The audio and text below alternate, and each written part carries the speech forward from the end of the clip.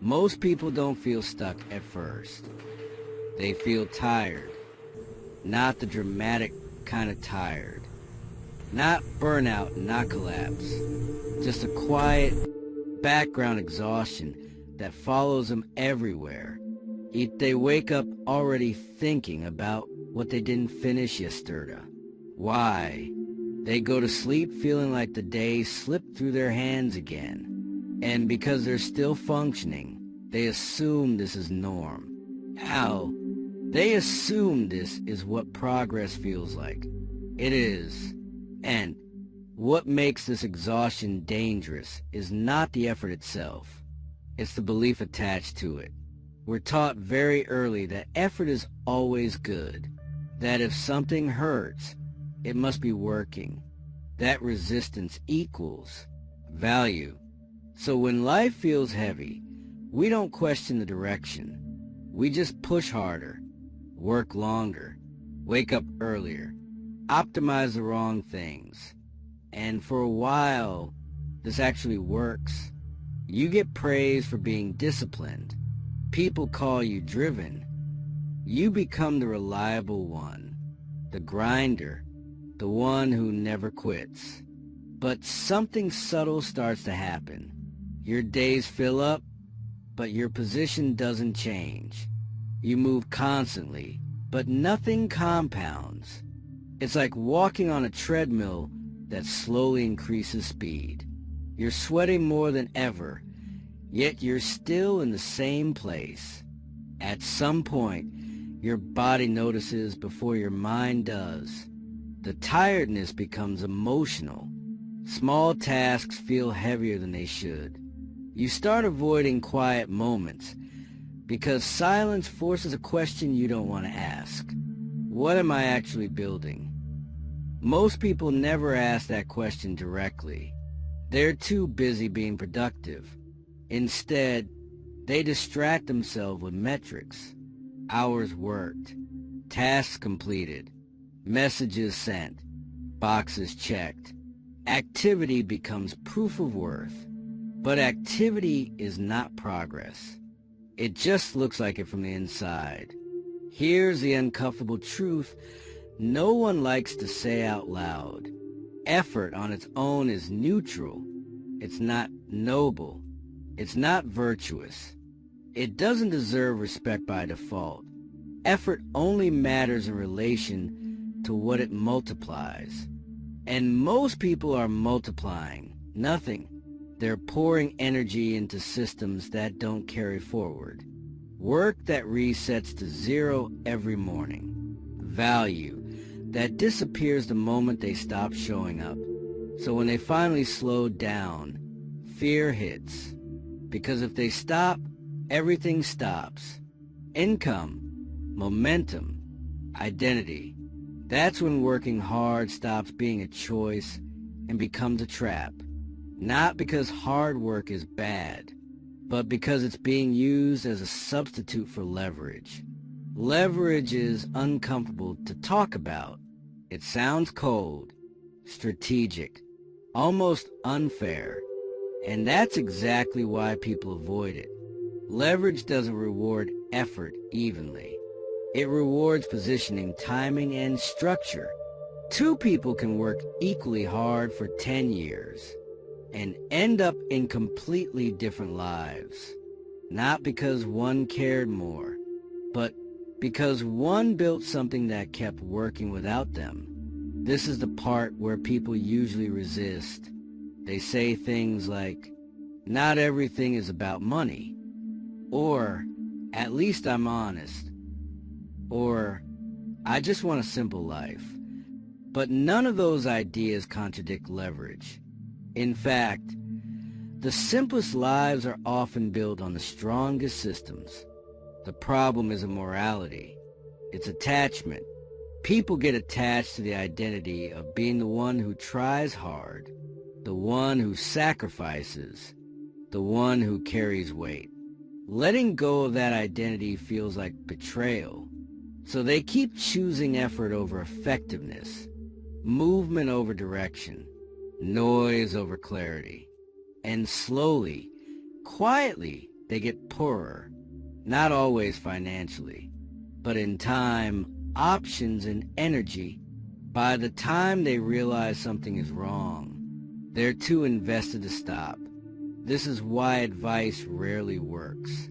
You can't tell someone to work smarter when their entire sense of value is built on struggling. Before leverage can enter the picture, something else has to break first. Not their schedule, not their habits, their loyalty. Because the real question isn't, how hard am I working? It's this, would this still matter if I stopped today? Most people already know the answer. They just haven't said it out loud yet. And once you say it, there's no going back.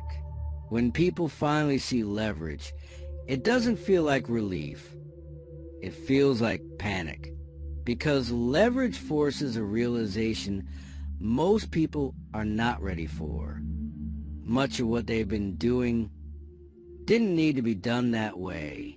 And that's a hard thing to sit with. Not because the future looks uncertain, but because the past suddenly looks inefficient. This is why many people, even after understanding leverage, go back to the same routine. They don't go back because they're stupid. They go back because familiarity feels safer than effectivine. Struggle is predictable. Leverage is not. Struggle gives you a clear role. Show up, push rep, eat. Leverage removes that comfort and replaces it with responsibility. If something can work without you, then you can no longer hide behind effort. And that's terrifying, because effort gives you X. Cusis. Leverage removes them. When a system is wrong, you can feel it immediately. But when a system is right, it's quiet. No applause. No visible grind. No one saying, wow, you work so hard. Just slow accumulation. This is where most people lose patience.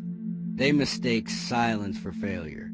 They look around and see others doing more, posting more, hustling more, talking louder. So they assume they're falling behind. But leverage rarely announces itself. It grows in places most people don't look. In things that scale instead of reset. In decisions that matter once instead of daily. In work that improves over time instead of expiring. And yes, this kind of work feels empty at first. There's less adrenaline, less urgency, less drama, which is why many people sabotage it without realizing. They add complexity. They add urgency where none is needed. They create problems just to feel busy again. Because deep down, they don't trust calm progress. They've been trained to believe that if something doesn't hurt, it isn't real. But here's the shift that changes everything. Leverage is not about doing less. It's about choosing where effort belongs. Effort applied once in the right direction can outperform endless effort applied daily in the wrong one. This is true in work, in money, in relationships, in life design. Most people never experience this because they never slow down long enough to see patterns. They live inside their days instead of above them. And when you live inside something, it always feels urgent. The moment you step back, something strange happens.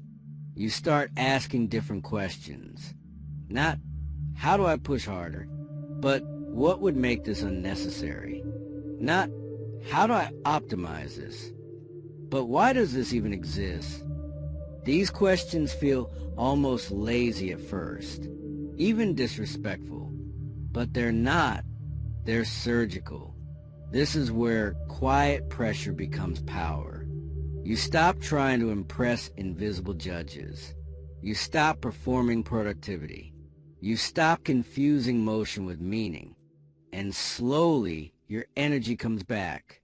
Not because you're resting more, but because fewer things are draining you. You don't feel rushed all the time. You don't feel like you're falling behind an invisible clock. You start noticing something else too. Most people are running. Very few are building. Running looks heroic. Building looks boring. Until time does its work. This is why the end result often looks lucky from the outside.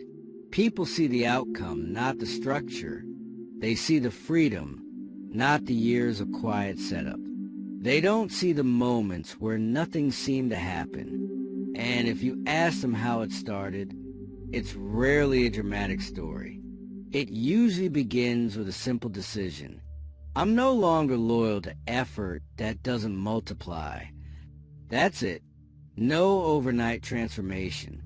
No motivational speech. Just a refusal to keep bleeding energy into systems that demand constant presence.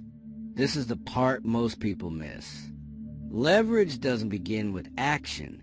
It begins with withdrawal, with stepping back, with disappointing expectations, with letting some things fall apart on purpose. That's why it feels risky.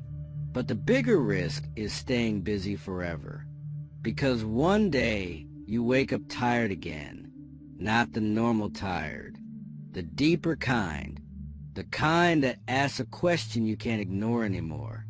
And by then the cost of change is higher. Quiet pressure isn't about escaping work.